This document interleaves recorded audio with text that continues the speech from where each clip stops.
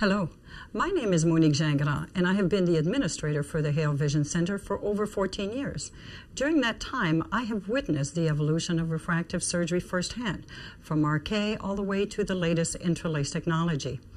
I have learned, and I hope you will see in this presentation, that when the caring art of medicine combined with the high-powered technology of the 21st century, amazing things can result. So sit back and be part of the Hale Vision experience.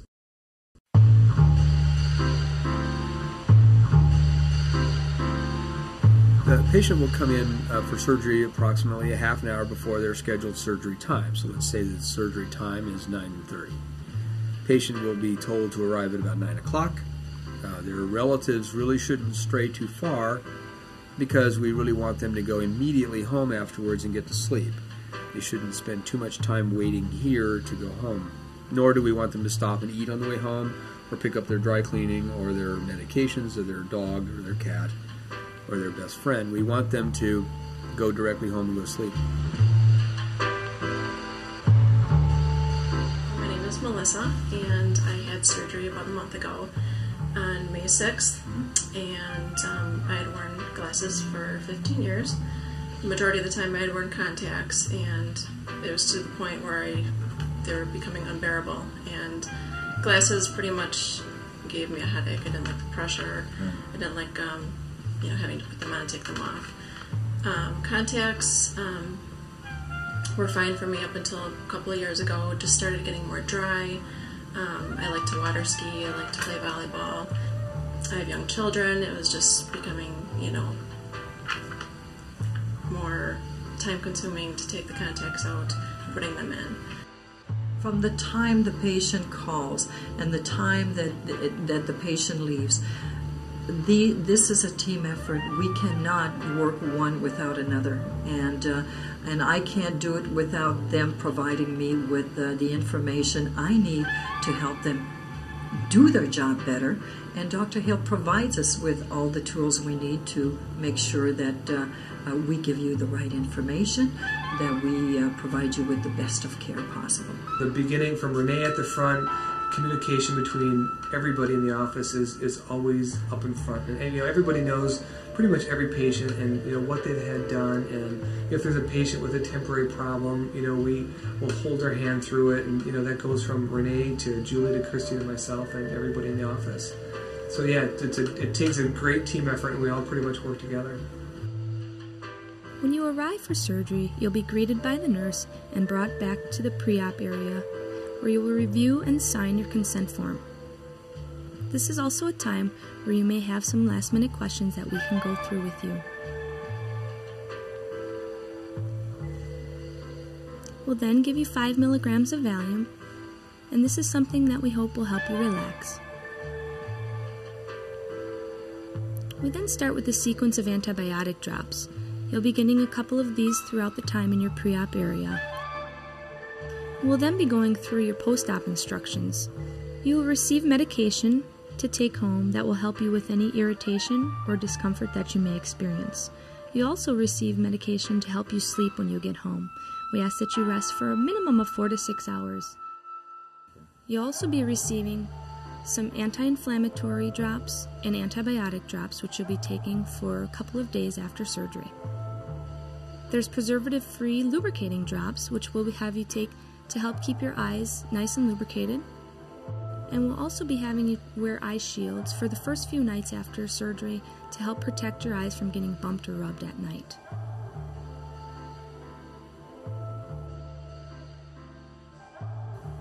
The rest of the time in the pre-op area is spent with the nurse, and we hope that we provide a nice, quiet and relaxing area for you to be prior to your surgery.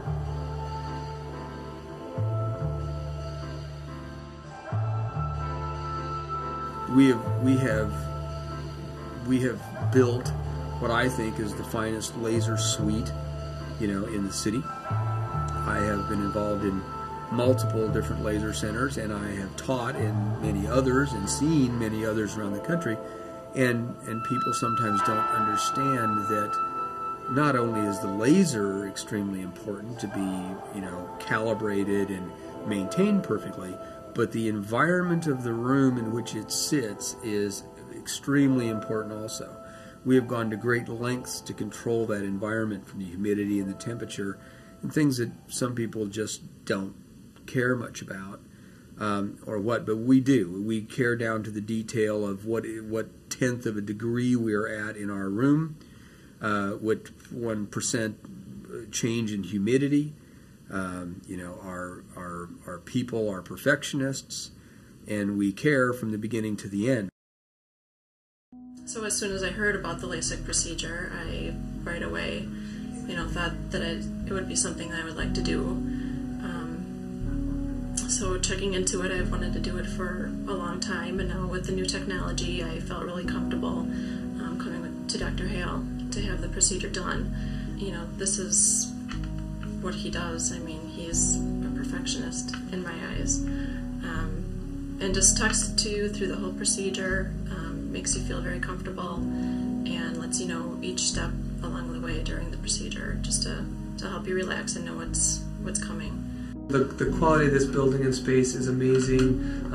The laser room, Dr. Hill has mentioned, we have the Liebert system, which keeps the laser living in a perfect environment, and that's what, I think where a lot of our results come from too. The laser is a very, very delicate machine, and a lot of places will, change the conditions of the room on the day of surgery, and our laser basically lives in perfect conditions 24 hours a day. And those things all come with a cost of a lot of money, and Dr. Hill, has no problem putting up for that, because it's what he believes in. A computer, a laser, will only deliver what is put in the computer. And once all of that information is gathered, that information is processed through the surgeon will do his adjustments. That is unique to you, and we'll do the cutbacks. We'll do everything that is possible to make sure that his outcome out of the numbers that he has will be the right ones for you. There's a lot to be said about the time spent. I think it's kind of overlooked as to all the preparation and all the work that is done before a patient actually walks in surgery. People make the mistake of thinking that machines do this. Clearly, compared to RK, where it was all surgeon, it was all done by hand and all, this is still a definite art. There are a lot of little decisions that happen on every step of this surgery that is based on data that's just flowing through your mind at the time you're doing it. Everybody's eye is different. Everybody's eye is shaped different. Everybody's lids are different. Everybody's pupil's in a different place. Everybody's cornea is a different shape and size and curvature. That determines where I have to place my little suction device so that I get my flap where I want it. There are probably 50 little variables going on in there that I'm not even aware of when I'm placing that and I'm analyzing where it needs to be.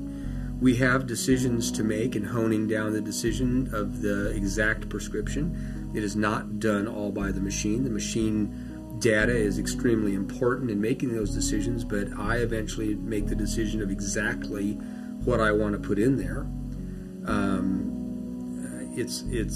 While the machine and its ability to track the eye and all that is very valuable, it still has to be aligned properly. The surface has to be dried properly. The flaps have to be cared for properly. They have to be repositioned properly.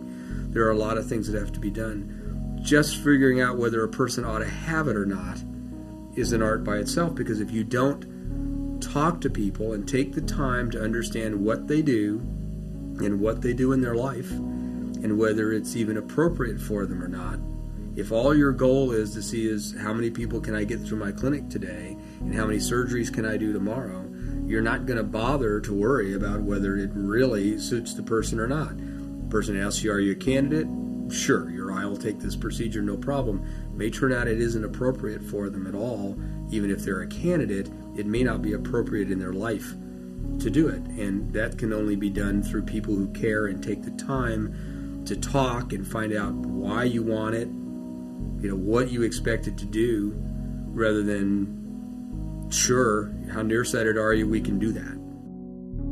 We have a PASS program, which is a patient assessment safety system, which allows us to actually kind of look at the eyes and look at what they're going to look like after surgery. So not only making sure someone's a good candidate before the procedure, when they come in, they watch a video. While they're watching the video, we calculate what their eyes are going to look like after surgery, because there are things pre-surgically that people look like they're good candidates, but when you look at it really closely, they might not be the best outcome. The outcome analysis, again, is obviously what's the most important. So, having certain tools that, again, cutting-edge technology that is pretty exclusive to Dr. Hale, we can look at this eyes after surgery, just making sure that the outcome's going to be good, and that if future technology changes or future procedures are needed, that they can have it done, that they're not like a one-time treatment, or that their outcome's going to be a little less than perfect, and and they don't have chances of having other stuff done. So that's something I think is extremely unique to our office that I've never seen anywhere else. Our latest piece of technology is called the Intralaser. It's called a femtosecond laser. It fires 15,000 pulses a second. These little tiny pulses create a little energy spot which expand into gas. And by taking 500,000 of these little gas bubbles, we actually can separate tissue with these and in fact cut a plane and then actually an edge, or in other words create a flap. This is probably as science fiction as you get nowadays, and it makes a beautiful flap, and we can customize the flap for the patient.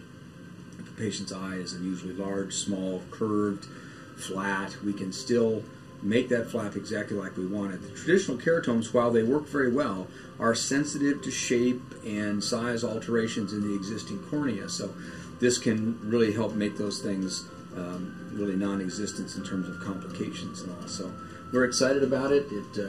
We do give people temporary bubble vision because they do have to look through this whitening pattern that occurs, but it dissipates very quickly. It does make LASIK a two-step operation, which it always has been.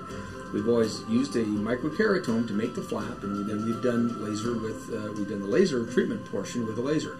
It's just that we've been able to do it essentially simultaneously under the same laser.